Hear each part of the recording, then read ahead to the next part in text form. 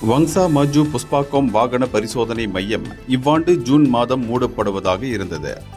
இருப்பினும் அடுத்த ஆண்டு ஜூன் மாதம் வரை செயல்படுவதற்கு அதற்கு அனுமதி வழங்கப்பட்டிருக்கிறது என்று போக்குவரத்து அமைச்சர் அந்தோனி லோக் நேற்று தெரிவித்தார். வங்சா மாஜு கிளை அலுவலகத்திற்கு மாற்றாக ரவாங் புக்கிட் பெருந்தோங்கில் புதிதாக அமைக்கப்பட்டு வரும் புஷ்பாக்கம் இன்னும் தயாராகவில்லை என்பதால் கால நீட்டிப்பு வழங்கும் முடிவு எடுக்கப்பட்டதாக அவர் கூறினார்.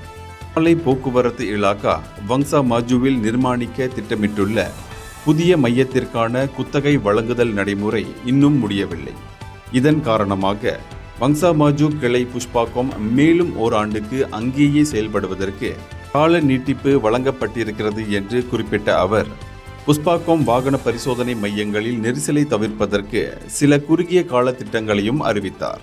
உதாரணமாக ABC 123 என்ற பதிவை கொண்ட ஒரு வாகனம் ஒரே நாளில் 4 பரிசோதனைகளுக்கு முன்பதிவு செய்திருந்தால் 1 மட்டுமே அனுமதிக்கப்படும் என்று சொன்னார். இதன் வழி இடைத்தரகர்களின் தலையீடு தவிர்க்கப்படும். மேலும் புஷ்பாக்கம் முன்பதிவு முறையிலும் சில மாற்றங்களை செய்யும் என்று அவர் குறிப்பிட்டார். அதே சமயம் லங்காவி பக்கானில் உள்ள அனைத்து புஷ்பாக்கம் கிளைகளும் சனிக்கிழமை உட்பட மார்ச் மாதம் முழுவதும் 12 மணி நேரம் திறந்திருக்கும். ஹரிராயா பெருநாளை முன்னிட்டு வாகன ஓட்டிகளின் தேவைகளை நிறைவு செய்வதற்கு இத்திட்டம் முன்னெடுக்கப்பட்டிருக்கிறது. இவ்வகையில் நாள் ஒன்றுக்கு 13,500 முதல் 15,500 வாகனங்கள் வரை பரிசோதனை செய்யப்படுவதற்கு வாய்ப்புள்ளது என்றும் அவர் கூறினார். இந்தியர்களின் இதய குரல் மக்களோசை.